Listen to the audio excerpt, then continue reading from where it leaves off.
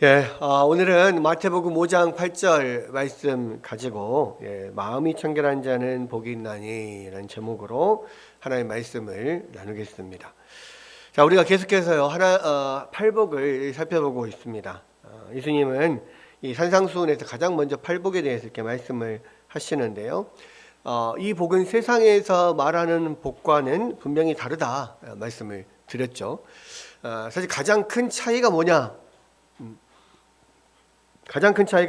했을 때, 이 팔복은요, 내가 거룩함에 이를 때에 이르는 복이에요. 그러니까 나의 품성이 새로워지고 나의 마음이 바뀌고 내 삶이 바뀌고 내 생각이 바뀔 때 오는 복, 그것이 바로 이 팔복의 가장 큰 특징입니다. 그래서 세상과는 다른 복인 거죠. 너희가 거룩하여질 때 받을 수 있는 복. 그게 바로 팔복이라 예수님께서 말씀을 하고 계시는 거예요. 그리고 이 팔복은요, 지난 시간에도 말씀을 드렸는데 이 조직적으로 구성이 되어 있다 그랬죠. 앞에 네 가지 복, 뒤에 네 가지 복, 이렇게 두 개가 연결이 되어 있는데, 첫 번째 네 가지 복 중에 처음이 심령이 가난한 자 있잖아요. 심령이 가난한 자가는 복이 있나니, 그 결과로서 뒤에 나오는 네 가지 복의 첫 번째인 긍휼히 여기는 자가 되는 거예요. 그러니까 심령이 가난한 사람은 내가 하나님 앞에서 가난한 심령으로 주님 앞에 긍휼을 구하고 나가기 때문에 결국 다른 사람에게도 긍휼히 대하는 사람이 될 수가 있는 거죠. 이렇게 연결이 되어 있습니다. 또 애통하는 자, 두 번째 복인 애통하는 자가 그 다음 네 가지 복 중에 두 번째인 마음이 청결한 자가 되는 거예요. 그러니까 뭐 때문에 애통합니까? 자기의 죄 때문에 애통하잖아요. 자기 죄를 어떻게 할 수 없기 때문에 하나님 앞에 애통하고, 또 그래서 예수 그리스도를 계속해서 의지하고 예수 그리스도에 의지하여서 그렇게 죄 용서함을 받은 사람들이 마음이 청결한 사람들이 되는 겁니다. 또 온유한 자가 그 결과로 화평케 하는 자가 되는 거예요. 그리고 이렇게 지금 이 세 가지, 이 마음이 가난하고 애통하고 온유한 자가 의에 줄이고 목마른 자가 될 수가 있는데, 그 마찬가지로 이 두 번째 이 네 가지 복 중에서도 그 결과적으로 마지막에 나오는 게 뭐예요?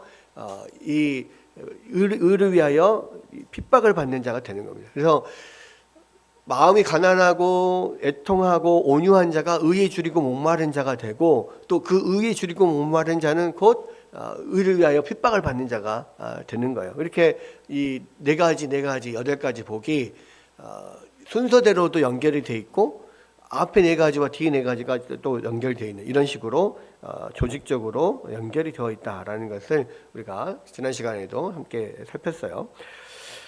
오늘은 그래서 이제 이 마음이 청결한 자의 복을 우리가 살펴보는데, 마음이 청결한 자는 나의 어떤 심령의 죄 때문에 그것을 돌아보고 그것을 위해서 우는 사람만이 청결한 마음을 갖게 되는 겁니다. 그랬을 때, 그러면 우리가 항상 세 가지를 살피는 거죠. 이 마음이 청결한다는 것은 뭐냐, 그렇죠? 그 다음에 그 마음이 청결한 자가 받는 복이 뭐냐, 그리고 마음이 청결한 자가 되려면 어떻게 해야 되느냐, 이 세 가지를 우리가 함께 계속 살펴보고 있습니다. 자, 먼저는 마음이 청결한 자가 이제 복받는 조건인데, 그 마음이 청결한다는 게 뭐냐? 자, 마음이라 그랬어요. 그 마음이 청결하다고 했을 때, 여러분, 마음은 어디에 있나요? 보통 우리 마음은 어디 있다고 생각해요? 여러분, 마음 어디 있어요? 한번 가르쳐 봐요. 마음이 어디 있어요? 보통 우리 마음이 어디 있다고 생각해요? 내 안에 이렇게 있다고 생각하죠. 내 안에 있습니다. 우리는 이제 의학적으로나 과학적으로는 이 몸 안에 여기 가슴 쪽에 마음이 있다라고 생각하지 않잖아요. 그렇죠? 보통 이 머리에서 모든 지정의 이런 모든 것들이 정신작용이나 이런 것들은 이 뇌에서 판단한다 하니까 대부분 마음이 청결하다, 그러면 뇌가 청결하다 이렇게 생각을 할 수 있을 건데, 근데 보통 우리는 마음이 청결하다 그러면은 마음은 내 가슴에 있다고 생각합니다. 그래서 재밌는 게 뭐냐면 옛날 사람들도 마음이 그 가슴에 안에 있는데 특별히 어디에 있다고 생각을 했을까요? 마음은 장기 중에 어디에 있을까요? 심장에 있다고 생각합니다. 그래서 심장이 마음 심자 심장이에요. 그러니까 우리가 보통 이렇게 이야기할 때 심장에 있다고 생각을 하는 거예요. 근데 심장은 사실 되게 중요한 기관이긴 하죠. 왜? 다른 기관은 다쳐도 어느 정도 삽니다. 근데 심장은 다치면 심장이 다치면 어떻게 돼요? 끝이에요. 우리 사람의 생명을 주관하는 모든 것 중에서 가장 첫 번째는 심장이죠. 그리고 뇌, 머리. 그래서 우리가 보통 전쟁을 할 때 총을 쏘거나 창으로 찌르거나라고 할 때 가장 어디를 찌르거나 총을 쏩니까? 사람이 바로 죽으려면 머리를 쏘거나 내지는 심장을 쏘거든요. 이 두 군데입니다. 항상. 그래서 심장을 거의 모든 총은 어디를 조준하게 돼 있냐면 심장을 조준하게 돼 있어요. 근데 이제 이게 뭐냐? 심장이 우리의 모든 생명의 가장 근본적인 곳이잖아요. 그래서 사람들이 이제 마음이 심장에 있다라고 생각을 하는 겁니다. 그러면 마음이 청결하다라고 했을 때 그럼 진짜로 심장이 깨끗한 사람이 이 복을 받는 거냐? 그거는 아니에요. 근데 왜 우리가 마음이라고 하냐면 마음이라고 하는 것은 어떤 인간 전체의 어떤 본질이 있는 곳이라 이렇게 생각을 합니다. 약간 추상적인 면이 있죠. 그래서 마음이라고 하는 것은요, 나의 어떤 지성과 나의 감정과 나의 의지와 나의 모든 본질을 담고 있는 곳, 그것이 뭐 어디에 있다라고 말하기는 그렇지만 그냥 우리의 인간의 본질 자체를 이야기한다고 보면 돼요. 그 주로 이 마음에는 지성과 감정과 의지 그리고 양심이 우리 안에 있는 곳, 이렇게 봅니다. 그것이 뇌가 됐든 뭐 뇌에서 어떻게 우리를 명령을 내리고 하든 간에 어쨌든 우리 안에 어떤 심령, 내 안에 내면의 본질, 이것을 말하는 거예요. 그래서 그 내면의 본질에 이 본질이 있는 곳, 그곳이 깨끗해야 된다. 그래야만 그러는 사람이 복 있는 사람이고 그런 사람이 하나님을 볼 거다라는 거예요. 그러면 우리가 이 내면의 본질인 이 마음이 깨끗하다면 어떤 면에서 깨끗한 걸까요? 그 안에, 우리 마음 안에 뭐가 없어야 돼요? 그 마음이 텅 비어 있어요. 아무것도 없어야 됩니까? 네, 그렇죠. 마음에 죄가 없어야 되는 거죠. 네. 그래서 사실은 애통하는 자와 마음이 청결한 자가 연결이 되는 것이, 애통하는 자는 뭐 때문에 애통을 해요? 내 안에 죄 때문에 애통하는 거잖아요. 내가 하나님 앞에서 나의 어쩔 수 없는 이 죄, 하나님 앞에서 내가 거룩하고 싶고 하나님 앞에 나아가고 싶은데 이 죄 때문에 나갈 수가 없어요. 하나님은 거룩하신 분이기 때문에 죄를 참아 이 터럭만큼도 참을 수 없다 그랬잖아요. 죄를 가지고서는 하나님 앞에 어떤 사람도 설 수가 없어요. 왜? 하나님은 거룩하시기 때문에. 제가 항상 그 비유를 들죠. 죄를 가진 인간이 하나님 앞에 선다는 것은 어떤 것과 같냐면 이 산소가 가득 찬 방에 불씨를 들고 들어가는 것하고 똑같다고. 하나님은 산소처럼 거룩하신 분이에요. 산소 탱크 같은 분이란 말이에요. 근데 그 앞에 불씨를 들고 들어가는 순간 펑 터져서 불씨를 들고 간 사람은 죽게 돼 있단 말이에요. 그래서 그렇게 거룩하신 하나님 앞에 죄가 있는 인간이 나가면 죽을 수밖에 없어요. 그러니까 성경에서 하나님을 만난 모든 사람들은 다 죽을 것 같은 그러한 두려움 가운데 빠지고 엎드러지고 죽은 것 같이 되고 그렇게 했단 말이에요. 아브라함이 하나님을 만났을 때도 죽은 것처럼 엎드러졌어요. 그러죠. 그리고 이사야 선지자도 환상 가운데서 하나님을 봤을 때 뭐라고 그랬습니까? 화로다 나여 망하게 되었도다. 내가 죄악 가운데 거하면서 거룩하신 하나님을 봤다. 이렇게 이야기를 하잖아요. 모세도 하나님을 보여달라 그랬죠. 근데 하나님이 네가 나를 보면 죽는다. 그래서 하나님께서 그럼 잠깐 내가 살짝 보여줄게. 이렇게 하면서 모세에게 어떻게 했어요? 모세를 호렙산의 바위 이 안에다가 동굴 안에 감춰두고 보호하고 하나님의 여러 가지 보호 장치를 하고 하나님께서 바람과 함께 슉 지나가실 때 이렇게 빼꼼히 뒷모습 보게 하셨단 말이에요. 물론 하나님은 영이시기 때문에 육체의 눈으로 보이진 않습니다. 근데 이제 뭔가 모세가 느낄 만한 어떤 모습으로 살짝 이렇게 인지할 수 있게 하신 거죠. 그러니까 이거는 무슨 이야기냐면 우리가 죄를 가지고는 하나님을 만날 수도 없고 하나님 앞에 설 수도 없고 하나님과 관계를 맺을 수가 없어요. 근데 여러분, 하나님은 모든 생명의 근원이시잖아요. 그렇죠? 하나님은 모든 생명의 근원이시죠. 하나님이 생명의 근원이기 때문에 하나님으로부터 떠난 인간은 그 생명의 근원에서 끊어져 있는 거예요. 그래서 우리는 늘 하나님을 만나기를 원하지만 하나님을 만날 수가 없어요. 왜? 이 죄 때문에. 그러니까 애통하는 거예요. 하나님 앞에서. 하나님, 내가 이 죄를 하나님 앞에 이 추악한 죄를 없애고 싶은데 없앨 수가 없어요. 하나님 어떻게 해요? 그래서 하나님 앞에 애통하며 결국 그래서 하나님, 내가 할 수 없습니다. 예수님 나를 도와주세요. 이렇게 기도할 수밖에 없는 거예요. 예수님 의지할 수밖에 없는 거예요. 그래서 예수님이 우리의 죄를 대신 해결해 주지 않으시면 우리 스스로는 해결할 수가 없는 거예요. 그래서 예수님께서 우리 안에 그 죄를 해결할 수 있는 방법을 2000년 전에 십자가에서 온전히 해결해 주셨잖아요.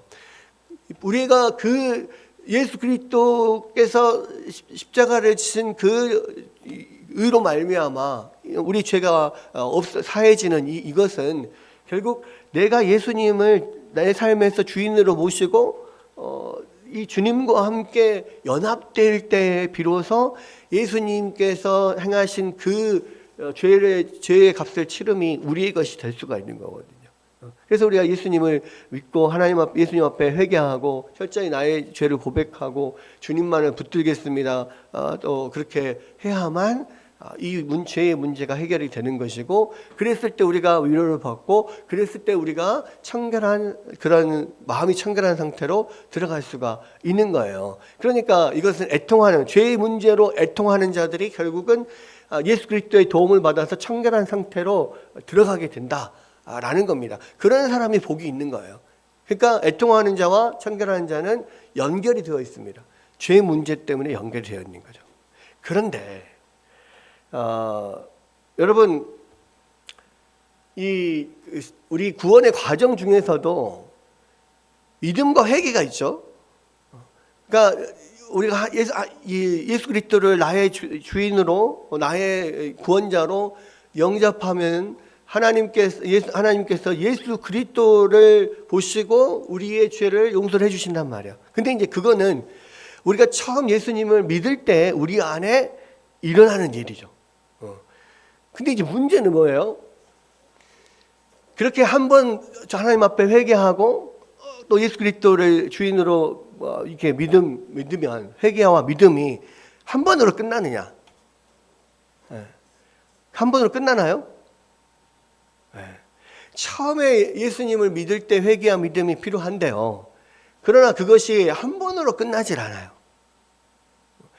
그 회개와 믿음은 우리 안에서 예수 그리스도를 영접한 사람들 안에서 계속해서 이루어져야 됩니다. 반복적으로 이루어져야 돼요. 그것을 반복적으로 회개와 믿음이 계속해서 이루어지는 거, 하나님과 계속 회개하고 계속 주님을 붙들고 그것을 통해서 나에 있는 죄를 계속해서 회개해내는 거, 이런 과정을 우리는 뭐라고 그래요? 성화라고 하는 거예요.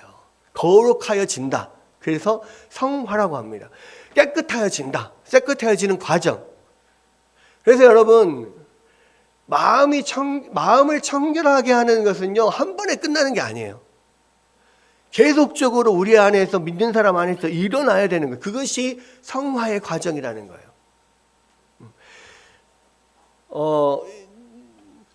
여러분, 우리가요, 예수님께서 그런 이야기를 하셨죠. 목욕을 한 사람들은 다시 목욕을 할 필요가 없고 그냥 손발만 씻으면 된다. 그랬잖아요. 한번 목욕을 하면 날마다 계속 목욕을 하고 그런 막 때도 밀고 막 그런 대작업을 날마다 할 거냐? 안 그래도 된다. 목욕을 한 사람은 손발만 그냥 씻으면 된다. 이렇게 말씀하셨거든요. 그 이야기가 무슨 이야기냐면 이게 요즘에 이단들 가운데 그런 이단들이 있습니다. 특별히 구원파 같은 경우에 예수님을 믿을 때 내가 회개했으면 그 다음에는 회개하면 안 된다. 회개하지 말아야 된다. 그러면은 앞에 있는 회개한 거를 번복하는 거다. 뭐 이런 식으로 이야기하는 사람들이 있다고요. 근데 사실은 한번 목욕했다고 해서 그것이 계속 그냥 그대로 깨끗한 채로 계속 있냐? 그렇지 않거든요. 시간이 지나면 또 때가 쌓이고 그러면 계속해서 손발 씻고 해야 될 필요가 있는 거예요. 목욕을 다 하고 나서 막 목욕한 사람들은 그 다음에 잠깐 밖에 나갔다 오면 그냥 손발을 씻으면 되죠. 근데 그것이 한 번 그렇게 하고 나서 그냥 영원히 유지가 되는 게 아니기 때문에 우리는 계속해서 주기적으로 손발도 씻고 또 목욕도 다시 하고 뭐 이런 면들이 있어야 된단 말이에요. 그러면서 그 청결의 상태를 유지해 나가는 거예요. 그렇죠? 또 비슷한 예로 이렇게 이야기를 할 수 있습니다. 내가 엄청난 그냥 오래된 집에 살았어요. 자, 오래된 집에 살았다가 이 오래된 집은 아무리 청소해도 그게 완전히 깨끗하게 되진 않잖아요. 그래서 새 집으로 이사를 갔어. 그러면 이제 모든 것이 다 새롭고 다 깨끗하잖아요. 그러면 새 집으로 이사를 가면 새 집이니까 청소 안 하고 한 달만 살면 어떻게 돼요? 그럼 또 더러워져. 그 새 집으로 이사를 갔어도 그 새 집을 유지하려면 계속해서 이게 시간을 내서 청소를 하고 깨끗함을 유지를 해야 되잖아요. 네. 그런 것과 비슷하다고 생각할 수 있어요. 우리가 예수 그리스도를 믿고 정말로 내 마음에 하나님 앞에 정말 나의 죄를 다 토설하고 회개하고 그리고 예수 그리스도를 믿었지만 예수 그리스도를 믿으며 살아가는 가운데 우리가 어디에 살아요? 죄 가운데 살아요. 이 세상은 죄가 가득해요. 그리고 내 마음에 죄의 근원이 내 안에서 예수 그리스도를 믿음으로써 그것이 없어졌다고 할지라도 죄의 잔재들이 계속 남아 있어요. 우리가 예를 들어서 병원 치료를 한다고 생각을 해봐요. 어떤 암 수술을 했다고 생각해봐. 그럼 암 수술을 했다라고 했을 때 그 암으로 지금 썩어 있는 암으로 이렇게 완전히 병들어 있는 그 부위를 도려냈어요. 딱 도려내고 나면 그러면은 이제 뭐 더 이상 암덩이가 없으니까 더 이상 암으로 죽을 그러한 염려는 없죠. 그런데 그렇게 암 수술을 하고 나서는 바로 그냥 보통 사람하고 똑같이 일반적인 사람하고 똑같이 그렇게 건강해지냐? 어떻게 돼야 돼요? 수술하고 난 다음에도 여전히 회복하는 단계가 있거든요. 그렇죠?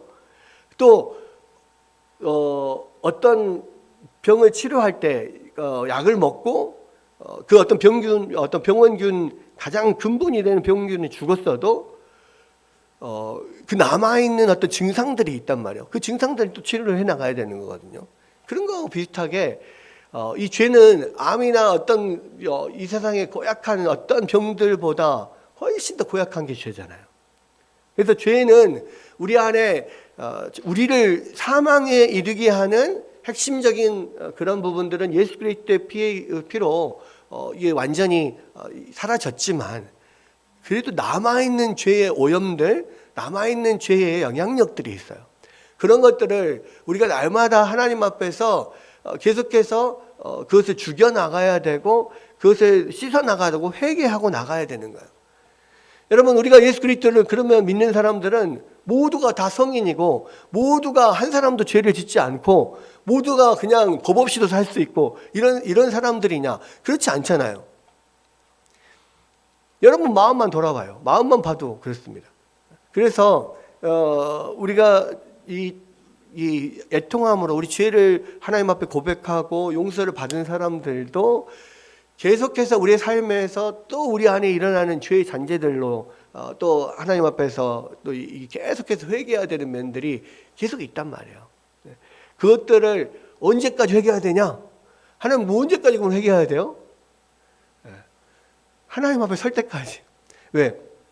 우리의 목표는 뭐냐면 이 죄가 하나도 없이 진짜 예수님 같은 그러한 예수님 같은 닮은 사람이 되는 것이 우리의 목표거든. 그렇죠? 우리의 구원의 목표는 뭡니까? 예수 그리스도를 닮은 사람이에요.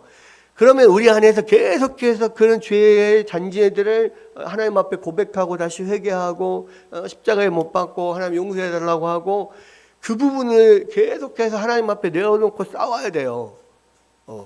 그리고 우리 안에 계속해서 결단을 해야 돼요. 우리 안에는 그냥 아무런 어떤 공격이 없는 어떤 적의 공격이 없는 그런 상태가 있는 게 우리 그대로 남아 있는 게 아니거든요.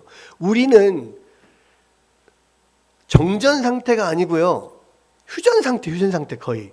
그러니까 우리에게는 대적이 있다고. 늘 하나님으로부터 우리를 멀어지게 하려고 하는 대적이 있어요. 누구예요? 마귀가 있다고, 마귀. 사단이 늘 믿는 자들을 넘어뜨리려고 어떻게 해서든 그 믿음을 약하게 하고 어떻게 해서든 하나님으로부터 멀리 떨어지게 하고 어떻게 해서든 죄에 빠뜨려서 다시 오염시켜서 이 하나님으로부터 멀어지게 하려고 하는 그런 사단의 공격들이 계속 있어요.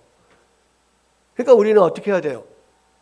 그 사단의 공격을 계속해서 막아내고 싸우고, 그래서 에베소서에서는 하나님의 전신갑주를 입으라 그랬잖아요.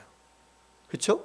믿음의 방패를 들고 이 구원의 투구를 쓰고 이 의의 흉갑을 입고 성령의 검을 들고 또 복음을 전하는 이 신발을 신고 막 그렇게 말씀으로 계속 무장하고 영적 전투를 계속 벌여야만 우리가 하나님 앞에 거룩한 자로 설 수 있다는 말이에요.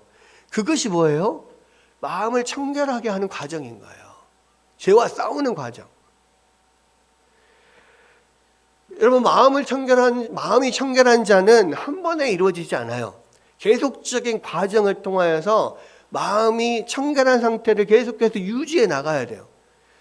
우리는 가만히 있으면 사단의 공격에 계속해서 넘어질 수밖에 없고 이 죄악의 공격에 우리가 쓰러지는 경우가 허다해요.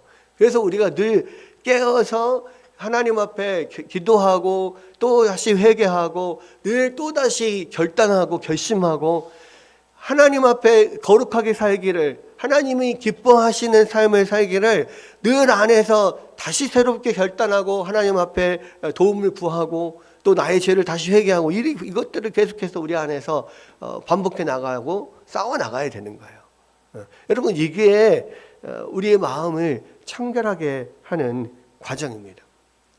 근데요, 우리가 마음을 청결하게 할 때 주의해야 될 게 있어요. 많은 경우에 이게 자칫 잘못하면 우리가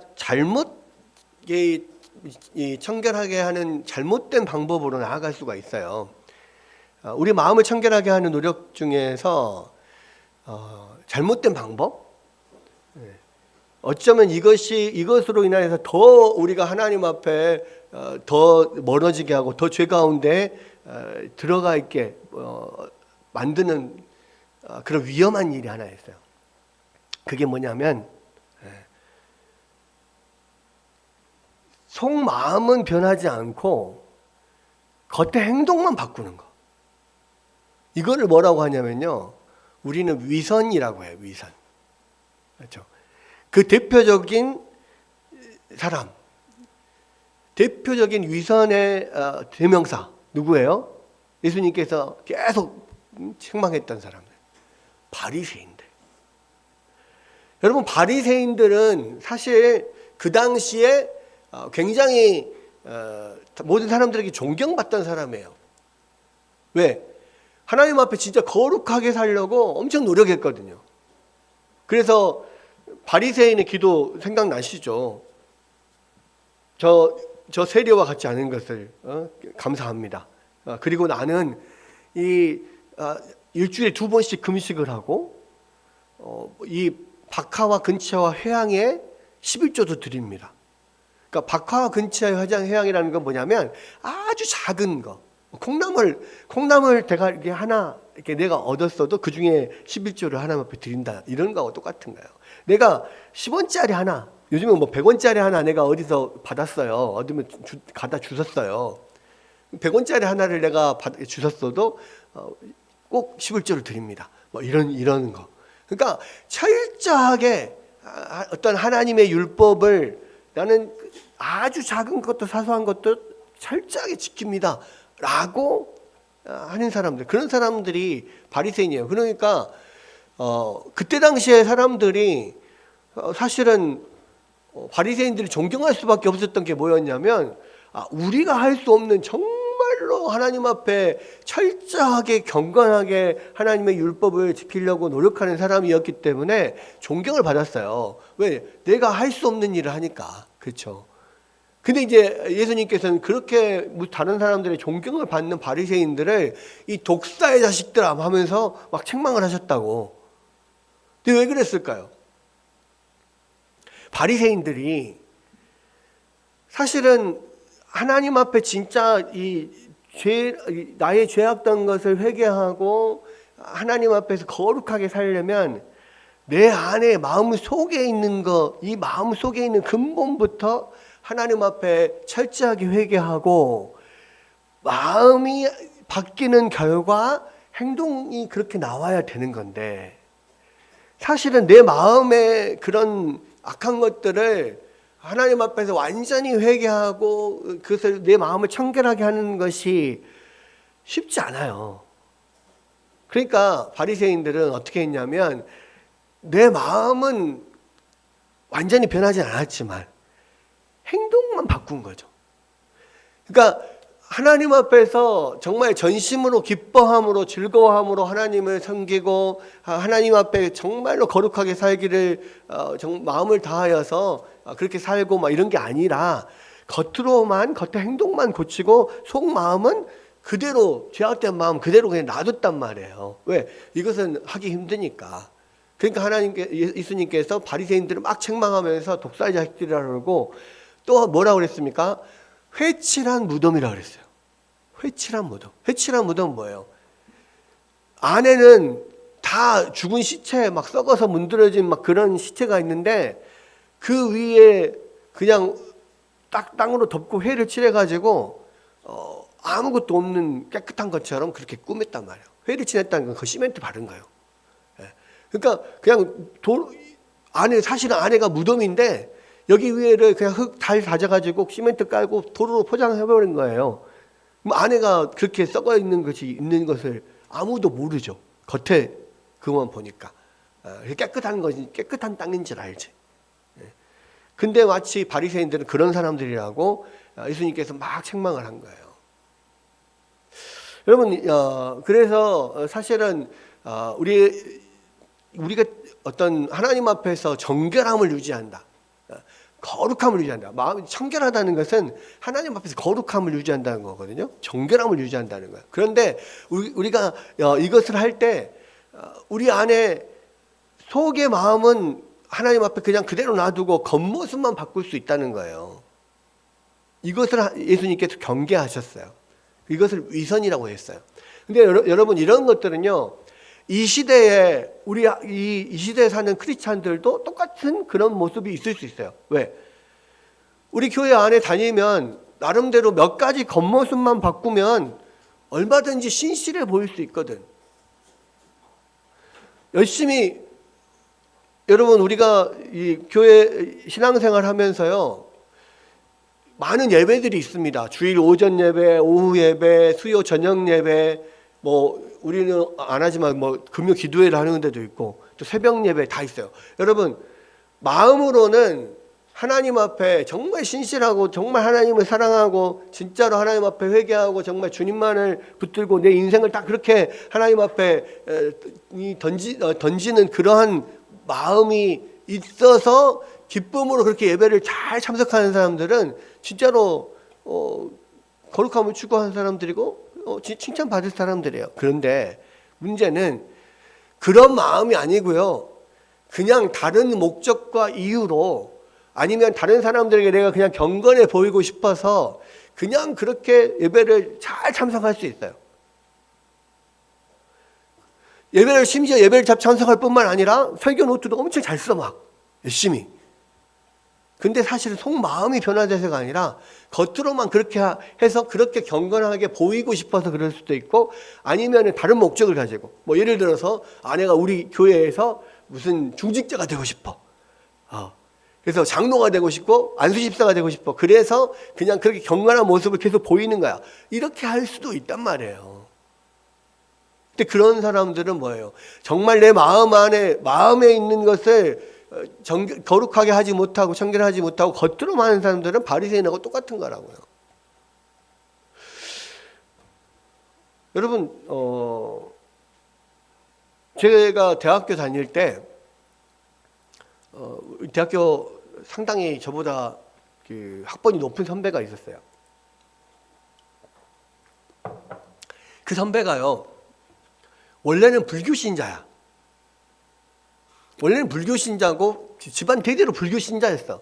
그리고 자기는 계속 불교 신자라고 생각을 해. 그리고 대학을 와서도 불교 신자로 그냥 그냥 그렇게 살아요.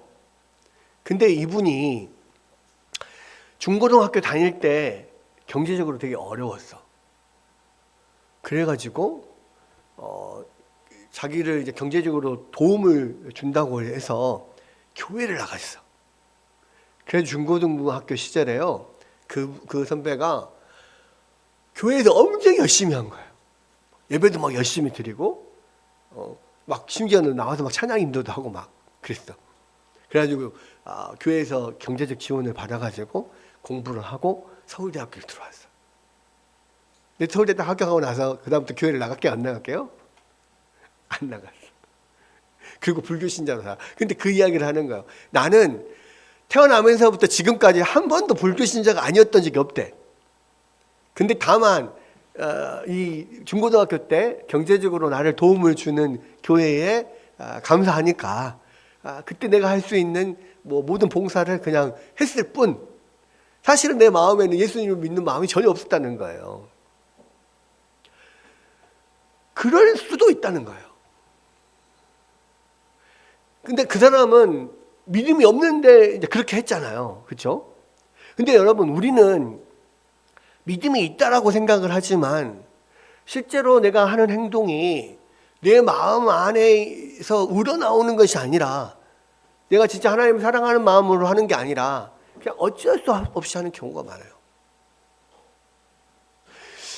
대표적으로는 어렸을 때부터 교회에서 자라서 나서 지금까지 살고 있는 우리 모태신앙인데 저도 모태신앙이었잖아요. 근데 여러분 지금 여기 있는 사람들은 다 거의 모태신앙이죠. 근데 그런 사람들에게 제일 중요한 건 뭐예요? 내 마음이 하나님 앞에 바뀌어야 돼요. 내 마음이 하나님 앞에서 거룩해져야 돼요. 내 마음이 하나님을 정말로 사랑하는 그 마음, 내 안에서 정말로 이 하나님을 만나고 경험하고 그래서 내 안에서 내 마음이 완전히 바뀌고 내 안에 있는 그런 이 죄악들을 하나님 앞에 늘 날마다 철저하게 회개하면서 애통하면서 하나님의 뜻대로 살려고 노력하면서 안 되니까 하나님 앞에 성령의 도우심을 구하고 이런 것들이 내 마음에서 우러나와서 막 이런 일들이 돼야 되는 거예요. 그렇지 않는 경우에 겉으로만 그냥 이렇게 하는 경우에는 어쩌면 바리새인들과 같은 그런 모습일 수 있단 말이에요. 물론 여러분 겉으로 드러나는 부분들에 대해서 열심히 바꾸려고 노력하는 것도 되게 중요합니다. 근데요, 그러니까 그런 노력마저도 없으면 안 되겠죠. 근데 더 중요한 것은 뭐냐면 하나님 앞에 내 심령, 내 마음 중심이 마음이 하나님 앞에 청결하도록 그렇게 되도록 하나님 앞에 내 마음을 내어놓고 나아가야 되는 거예요. 내 마음은 계속 닫혀 있고 내 마음은 믿음이 없고 내 마음은 그냥 세상을 향해 나가 있고 막 또 내 마음에는 온갖 더러운 것들이 가득 차 있는데도 불구하고 그것을 하나님 앞에서 처리하고 해결하지 않고 그냥 겉으로만 그냥 그렇게 교회 다니고 예배 나오고 막 그렇게 하는 것은 진정으로 복 있는 사람이 아니란 말이에요. 제가 항상 무태 신앙들한테 이렇게 이야기를 하면 사람들이 조금 왜곡해서 듣는 경우가 있어요. 그러니까 제가 이렇게 이야기하는 이유는 뭐냐면 우리 안에 속마음이 하나님 앞에 바뀌어야 된다. 제발 하나님 앞에 나의 속마음을 내어놓고 간절히 회개하고 하나님 나의 완전한 이 속마음을 바꿔주십시오. 이렇게 기도하고 하나님 앞에 매달리면서 나아가라라고 지금 하려고 이렇게 이야기를 하는데 이거를 잘못 듣고 해석을 하고 삐딱하게 들으면 어떻게 되냐면 너의 마음이 그런 게 없으니까 너는 기독교인이 아니야. 그러니까 그래 나는 기독교인이 아니네. 그러면 나는 이제 교회 안 다녀야지. 이렇게 가면 안 된다는 거예요. 예? 마치 그거 똑같잖아요. 집에서 엄마가 아이들 나무라면서 너 그렇게 말 안 들을 거면 집 나가 뭐 이런 식으로 엄포를 놨어요. 예를 들어서 막 이 엄포를 놓은 거야.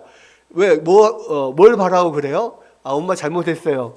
안 그럴게요. 이렇게 하기를 바라니까 엄포를 놓는 거잖아요.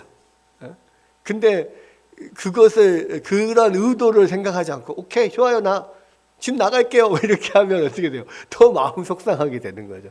그것은 의도를 왜곡해서 지금 반응을 하는 거거든.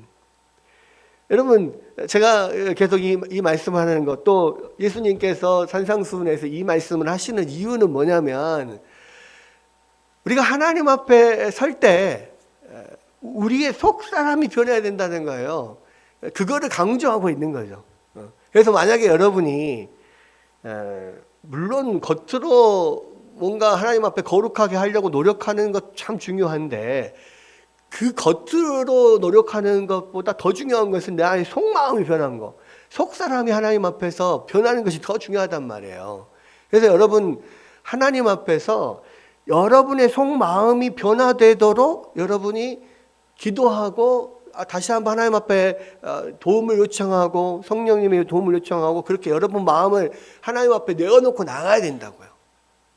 그래야만 복 있는 사람이 되는 거예요. 그렇죠?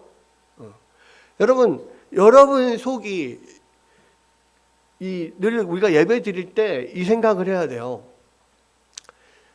하나님 앞에서 정말 하나님이 기뻐하시는 예배가 뭐냐? 하나님이 기뻐하시는 예배는요, 내가 하나님을 기뻐하는 마음으로, 즐거워하는 마음으로 하나님 앞에 예배를 드리는 거예요. 그렇죠? 내가 하나님을 기뻐하지 않고 내가 하나님을 즐거워하지 않으면서 드리는 예배는 하나님도 기뻐 받으지 않으세요. 그렇죠? 여러분, 우리가 하나님의 계명을, 말씀을 순종하는 그 마음이 진짜 하나님을 사랑하는 마음을 가지고 그렇게 마음을 순종하는 것을 하나님은 기뻐하셔요. 우리 마음이 전혀 즐겁지도 않고 우리 마음이 전혀 하나님을 사랑하지도 않는데 그냥 겉으로만 그렇게 행동을 하는 것은 하나님께서 기뻐 받으시는 예배가 될 수도 없고 하나님이 기뻐 받으시는 순종이 될 수 없다는 말이에요. 그렇죠? 여러분, 제가 여러분에게 묻겠습니다. 여러분 정말 하나님을 사랑하신가요? 여러분 예수님 사랑하세요? 여러분 안에 내가 예수님을 사랑하는지, 내가 하나님을 사랑하는지, 여러분 그걸 잘 못 느끼겠다면요, 여러분 그 마음을 내놓고 하나님 앞에 기도해야 돼요. 하나님, 나 정말 예수님 사랑하고 하나님 사랑하는 마음 주세요. 정말 나 정말 주님 사랑하고 싶어요. 마음을 다하고 힘을 다하고 네 목숨을 다하여서 내 하나님을 사랑하고 내 이웃을 네 자신같이 사랑하라 하신 말씀을 하나님 나 진짜 순종하고 싶어요. 그러니까 하나님 진짜 사랑하는 마음 주세요. 진짜 하나님 사랑하는 마음으로 내가 하나님께 예배도 드리고요. 하나님 말씀도 순종하고요. 또 하나님 사랑하는 마음으로 다른 이웃도 사랑하고 싶어요. 여러분 마음이 청결한 자, 마음이 거룩한 자가 복이 있는 자라 그랬어요. 여러분 마음을 하나님 앞에 꺼내서 널어요. 여러분 하나님 앞에 꺼내서 드려요. 그리고 하나님 이 마음이 하나님을 기뻐하는 마음이 되게 해주세요. 이게 중요해요. 또 여러분 마음 안에는요 엄청난 죄악들이 막 들어있어요. 근데 그거를 우리가 하나님 앞에 회개할 때 여러분 뭘 회개해요? 매 주일마다 예배 드릴 때 회개합시다 이야기하는데 뭐 회개해요? 대부분 일주일 동안 하나님 앞에 나의 행동으로 잘못했던 거, 또 행동으로 뭔가 하나님 앞에 하지 않았던 거, 이런 거 회개하잖아요. 근데요, 겉으로 드러나는 것은 빙산의 일각이에요. 우리 안에 진짜 하나님 앞에 더러운 것들이 있어요. 그게 다 마음에 있는 죄거든요. 그거를 하나님 앞에 끄집어내서 회개해야 돼요. 여러분, 이 마음에 얼마나 악한 것들이 들어있는지, 그 회개해야 될 것들이 어떤 것들인지 우리가 말씀에 확인할 수가 있습니다. 디모데후서 3장 1절에서 5절 말씀인데요. 한번 찾아보시겠어요? 디모데후서 3장 1절에서 5절 찾아보십시오. 디모데후서 3장 1절에서 5절.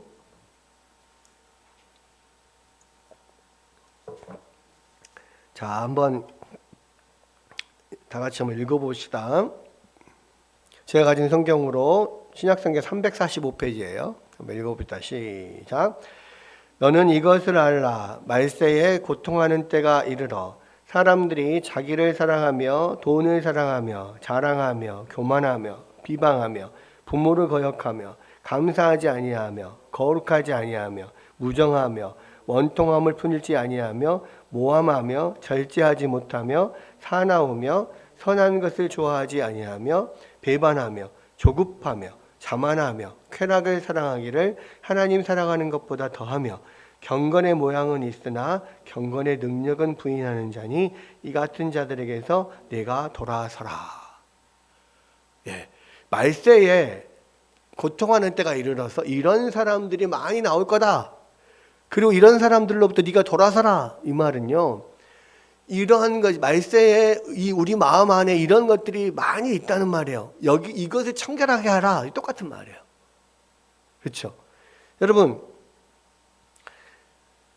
우리 마음 하나님 앞에서 내 마음 안에 있는 것들을 끄집어내서 회개해야 될 것들이 뭐가 있어요? 여기 보면 다 우리들한테 다 해당하는 거예요.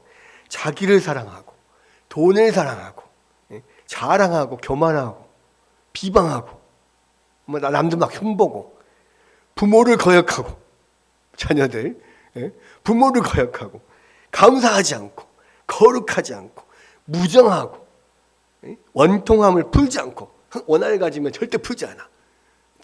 친구한테 친구를 싸우면 용서해 주지 않아. 한번 꼬이면은 절대 풀지 않아. 내가 먼저 풀지 않을 거야. 막 이러는 거. 그렇죠?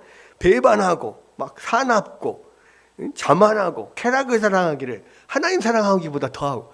여러분 다 누구 이야기예요? 다 여러분 이야기예요. 말세에 고통하는 때에 이런 사람들이 많아질 건데요. 이게 다 우리들 마음속에 있는 죄악들이라고요. 여러분 이런 거 하나하나 여러분들 이 마음에서 끄집어내서 하나님 앞에 올려놓고 십자가에 죽여야 돼요. 여러분 회개해야 돼요. 그래야만 여러분 마음이 청결해지는 거예요. 여러분 우리는 항상 죄를 생각하면 행동으로 하는 죄만 생각해요. 그러면 나는 별로 죄 지은 게 없어. 내가 도둑질도 안 했고요. 내가 거짓말도 안 했고 살인도 안 했어요. 간음도 안 했어요. 거짓말 나는 죄 지은 게 없어요. 근데요, 사실은요, 이거 보십시오. 여러분 마음 안에 이게 다 들어있잖아요. 여러분 앞으로 회개하실 때, 회개 기도할 때요, 이 디모데후서 3장 1절에서 5절 펴놓고 하나하나 하나님 앞에 한번 회개해 보세요. 그렇게 해서 하나님 앞에 계속 이것을 회개하면서 여러분들 이런 것들을 여러분 마음을 청결하게 하고 여러분 안에 하나님을 사랑하는 마음으로 채우면, 하나님을 기뻐하는 마음으로 채우면 여러분들은 복 있는 사람이에요. 그리고 그 사람들은 어떻게 된다고요? 하나님의 얼굴을 본다고요. 하나님의 얼굴을 본다는 말은 뭐예요? 하나님을 만난다는 거거든요. 하나님은 생명의 근원이니까요. 하나님을 만나는 사람들은 생명으로 충만하게 돼 있어요. 하나님은 기쁨의 근원이니까요. 하나님을 만나는 사람 기쁘게 돼 있어요. 하나님은 우리의 힘의 근원이니까요. 하나님을 만나는 사람들은 힘이 넘치게 돼 있어요. 그렇죠? 하나님은 복의 근원이니까 하나님을 만난 사람들은 하나님의 복으로 충만하게 돼 있어요. 그리고 그 하나님과 함께 동행하는 삶을 살게 되면은, 그렇죠? 하나님을 만나서 동행을 해요. 그 조건은 뭐예요? 내 마음이 청결하는 거예요.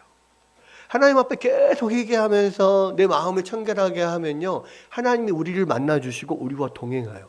에녹처럼 이 세상에서 하나님과 동행하는 삶이 돼요. 그리고 에녹처럼 하나님 앞에 들림을 받아서 천국에 가잖아요. 그 하나님과 영원히 사는 거예요. 그곳이 천국이에요.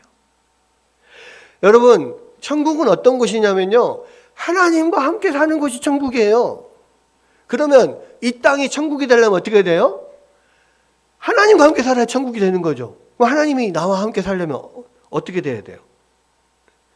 내 마음이 청결해야 돼요. 내 마음이 청결하려면 어떻게 해야 돼요?